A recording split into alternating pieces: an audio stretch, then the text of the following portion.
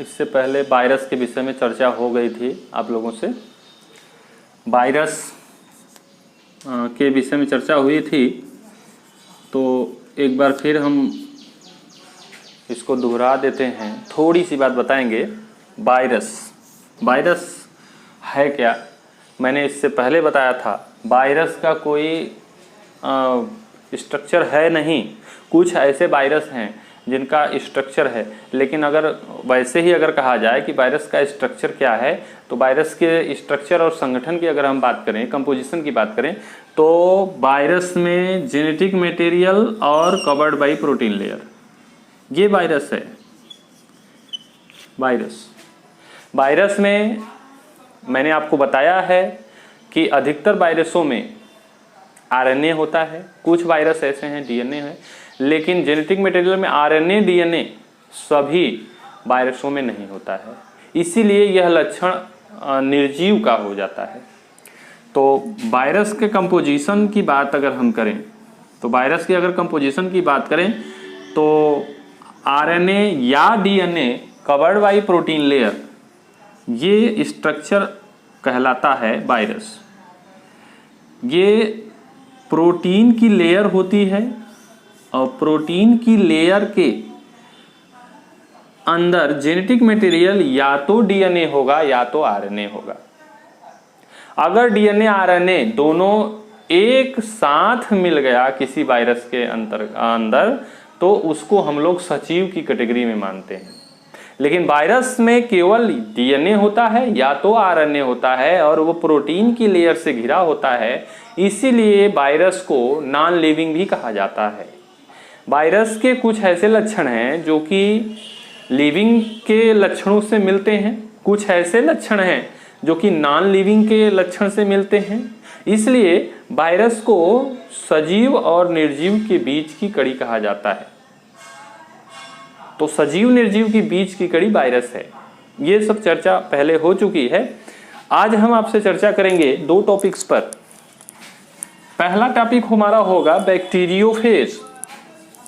पहला टॉपिक आपका बैक्टीरियोफेज और दूसरा टॉपिक होगा बैक्टीरियोफेज।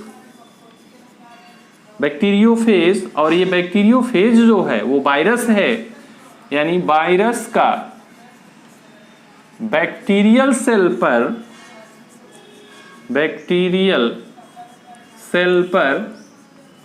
जीवन चक्र।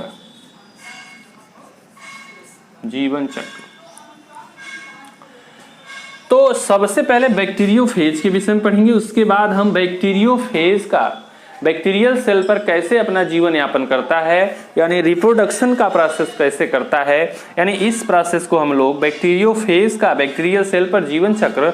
तो जीवन चक्र की अगर बात आ गई तो यहाँ पर एकदम क्लियर है कि बैक्टीरियोफेज यानी वायरस बैक्टीरियल सेल पर रिप्रोडक्शन का प्रोसेस करता है, और रिप्रोडक्शन के प्रोसेस को ही हम लोग यहाँ पढ़ेंगे। तो देख लेते हैं बैक्टीरियोफेज के विषय में।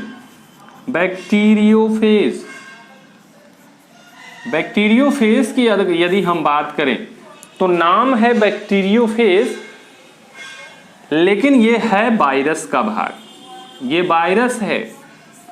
स्ट्रक्चर बैक्टीरियोफेज का क्या होता है? एक हेक्सागोनल स्ट्रक्चर, इस तरीके से खटकोणी एक रिंग होती है और उसके बाद एक ट्यूब लाइक स्ट्रक्चर ऐसे नीचे की ओर होता है, जैसा डायग्राम में दर्शाया जा रहा है,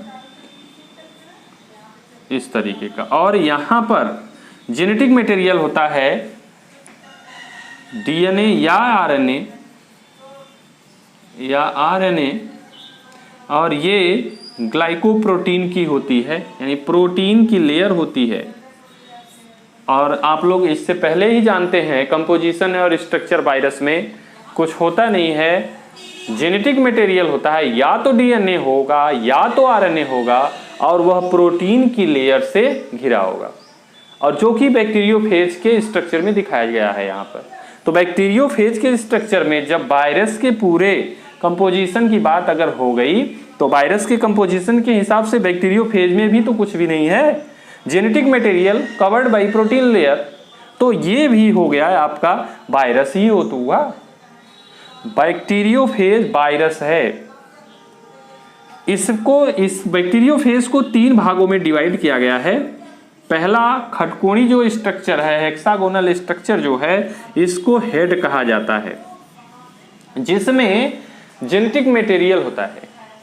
या तो डीएनए होगा या तो आरएनए, दोनों एक साथ नहीं होगा।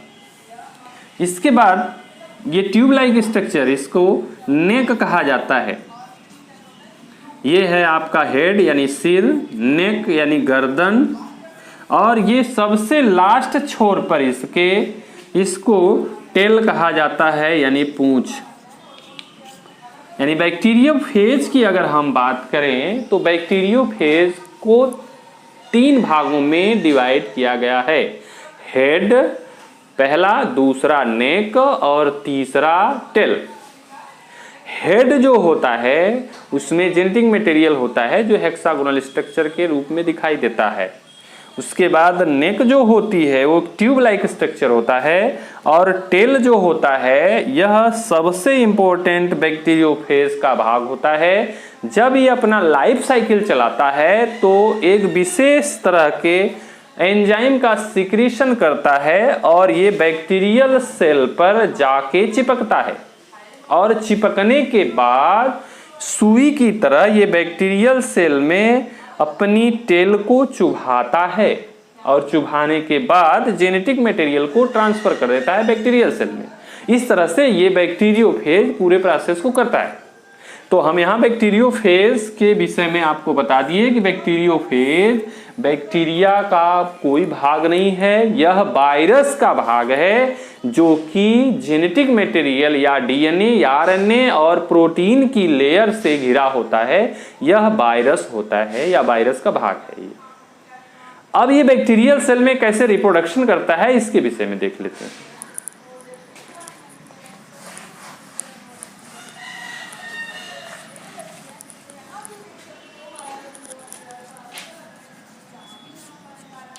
बैक्टीरियल सेल में ये रिप्रोडक्शन कैसे करता है? बैक्टीरियोफेज का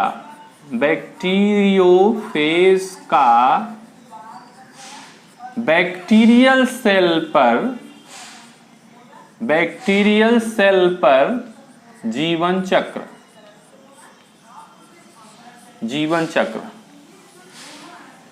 या आप इसको कह सकते हैं रिप्रोडक्शन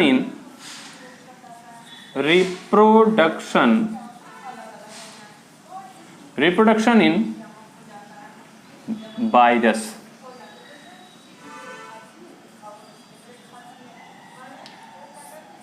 यानी बैक्टीरियल सेल पर वायरस रिप्रोडक्शन कैसे करता है?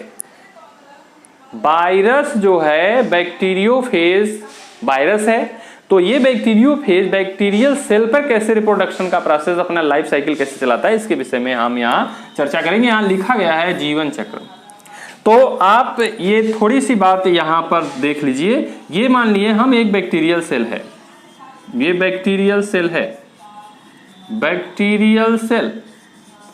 ये बैक्टीरियल सेल है। सबसे पहला काम होता क्या है कि बैक्टीरियल सेल पर सबसे पहले आके बैक्टीरियोफेज, ये बैक्टीरियोफेज है,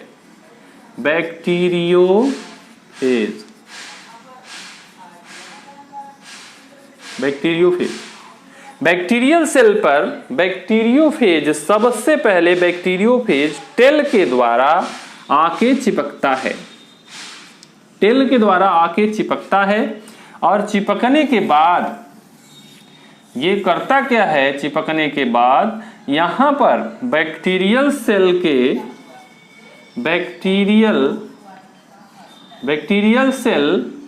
की दीवार को, ये टेल की तरफ से बैक्टीरियल सेल की दीवार से चिपकने के बाद यह एक विशेष प्रकार के एंजाइम का स्राव करता है, जिसके कारण इसकी दीवार बैक्टीरियल सेल की गल जाती है। सुई की तरह उसमें चुभो देता है। चुभाने के बाद एक प्रकार के हार्मोन्स का सिक्रीशन करता है। हार्मोन्स का जब सिक्रीशन करेगा, उसकी दीवार बैक्टीरियल सेल की होती है, वो गल जाती है और आराम से टेल को सुई की तरह उसमें चुभो देता है। इसके बाद का जो प्रोसेस होता है, ये बैक्टीरियोफेज का डीएनए जो होता है या आरएनए जो होता है, वो धीरे धीरे बैक्टीरियल सेल में ट्रांसफर करता है। धीरे धीरे बैक्टीरियल सेल में पूरा ट्रांसफर हो जाता है। बैक्टीरियल सेल में पूरा ट्रांसफर हो जाएगा। पूरा आ गया, ट्रांसफर हो गया। ये है पूरा बैक्टीरियल सेल के। देखिए हेड खाली हो गया है क्योंकि जेनेटिक मटेरियल यहाँ था, अब यहाँ पर आ गया है जेनेटिक मटेरियल। इसके बाद प्रोसेस में होता क्या है, बैक्टीरियल सेल के अंदर इसका डीएनए जो होता है वो ढेर सारे खंडों में टूट जाता है, जिस प्रोसेस को हम लोग कहते हैं डुप्लीकेशन या रिप्लिकेशन ऑफ आरएनए या डीएनए। यहाँ डुप्लीकेशन का प्रोसेस होता है, डुप्लीकेशन का प्रोसेस होगा यहाँ पर। और डुप्लीकेशन के बाद इसका जो जेनेटिक मटेरियल बैक्टीरियोफेज का है, ढेर सारे खंडों में टूट जाएगा। अब कंडीशन ऐसी आती है, डुप्लीकेशन के बाद जब ढेर सारे इसके डीएनए या आरएनए ढेर सारे खंडों में टूटे रहते हैं, इसके बाद बैक्टीरियल सेल के अंदर प्रोटीन का निर्माण होता है और प्रोटीन का फॉर्मेशन होता है, प्रोटीन का निर्माण होता है, जो कि डीएनए या आरएनए के टूटे हुए खंडों के चारों तरफ घिरने लगता है। चारों तरफ ये घिरने लगता है और ढेर सारे बैक्टीरियोफेज का निर्माण कर लेता है। ये देखिए ढेर सारे बैक्टीरियोफेज बने हैं। बैक्टीरियोफेज जब डुप्लीकेशन हो गया इसके जेनेटिक मटेरियल का, आरएनए या डीएनए का जब डुप्लीकेशन हो गया, तो डुप्लीकेशन के फलस्वरूप ढेर सारा इसका जेनेटिक मटेरियल ढेर सारे खंडों में टूट गया। और जब खंड में टूट गया तो प्रोटीन का जब फॉर्मेशन होगा तो इन खंडों के चारों तरफ प्रोटीन घिर जाता है और बैक्टीरियोफेज के जैसा ही ढेर सारा बैक्टीरियोफेज बना लेता है, क्योंकि जेनेटिक मटेरियल मिला और कवर्ड बाई प्रोटीन लेयर। जब प्रोटीन लेयर उसके चारों तरफ घिर गई तो बैक्टीरियोफेज नया बन गया। अब ये ढेर सारा, जहां पर चित्र में आप देख रहे हैं कि बैक्टीरियोफेज ढेर सारा बन गया। अब ये फेवरेबल कंडीशन जब आती है, फेवरेबल कंडीशन का मतलब अनुकूल परिस्थिति, जैसे अनुकूल परिस्थिति आती है पानी वगैरह के संपर्क में, ये बैक्टीरियल सेल की जब दीवार गल जाती है और गलने के बाद दीवार गलती है और गलने के बाद इसमें से जो बैक्टीरियोफेज होते हैं, इसमें से जो ढेर सारे बैक्टीरियोफेज होते हैं, बैक्टीरियोफेज ढेर सारे जो होते हैं बने रहते हैं पहले से, ये बाहर आते हैं। ये बैक्टीरियोफेज हैं, ढेर सारे बैक्टीरियोफेज बने हुए हैं।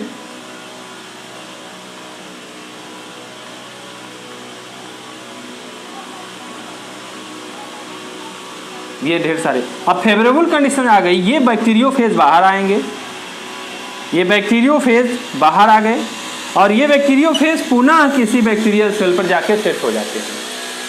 ये बैक्टीरियोफेज जहां देख रहे हैं, बैक्टीरियोफेज पुनः किसी बैक्टीरियल सेल पर जाके सेट हुए और ये पूरा प्रोसेस शुरू कर दिए। प्रोसेस के फलस्वरूप इनमें प्रोसेस हुआ, प्रोसेस के फलस्वरूप रिप्रोडक्शन का प्रोसेस फिर से शुरू हो गया। तो इस प्रक्रिया में आपने देखा कि बैक्टीरियल सेल पर बैक्टीरियोफेज कैसे अपना लाइफ साइकिल चलाता है और लाइफ साइकिल चलाने के बाद अपने जैसा बैक्टीरियोफेज, ढेर सारा अपने जैसा बैक्टीरियोफेज बनाता है। एक बार फिर से हम अपनी बात को दोहराते हैं। सबसे पहले होता क्या है, बैक्टीरियल सेल पर बैक्टीरियोफेज टेल के माध्यम से आके जुड़ता है और टेल के माध्यम से जुड़ने के बाद इसका जो टेल है किसी ऐसे एंजाइम का स्राव करता है जिससे बैक्टीरियल सेल की दीवार गल जाती है। और बैक्टीरियल सेल की जब दीवार गल गई तो बैक्टीरियोफेज का जो जेनेटिक मटेरियल है वह ट्रांसफर हो गया बैक्टीरियल सेल में। बैक्टीरियल सेल में यहां देख रहे हैं धीरे धीरे कई स्टेप में ट्रांसफर हुआ, और ट्रांसफर होने के बाद पूरा इसके जेनेटिक मटेरियल का डुप्लीकेशन हुआ, और डुप्लीकेशन के बाद जैसे ही डुप्लीकेशन हुआ, डुप्लीकेशन के बाद इसका जो जेनेटिक मटेरियल है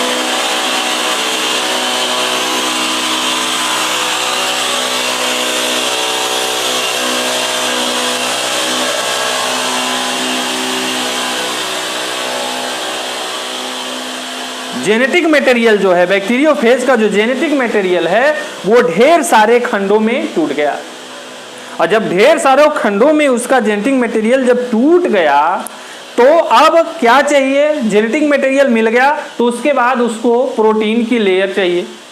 अब प्रोटीन की लेयर जो है, प्रोटीन की लेयर इसके चारों तरफ जब घिर गई तो नया बैक्टीरियोफेज बन गया, और नया बैक्टीरियोफेज जब बन गया तो फेवरेबल कंडीशन आने पर ये बैक्टीरियोफेज क्या हो गए, इसकी बैक्टीरियल सेल की दीवार गल गई, और बैक्टीरियल सेल की दीवार गलने के बाद ये बैक्टीरियोफेज बाहर आए, और बाहर आने के बाद फिर वो किसी नई बैक्टीरियल सेल पर सेट होंगे और फिर वही प्रोसेस को दोहराएंगे।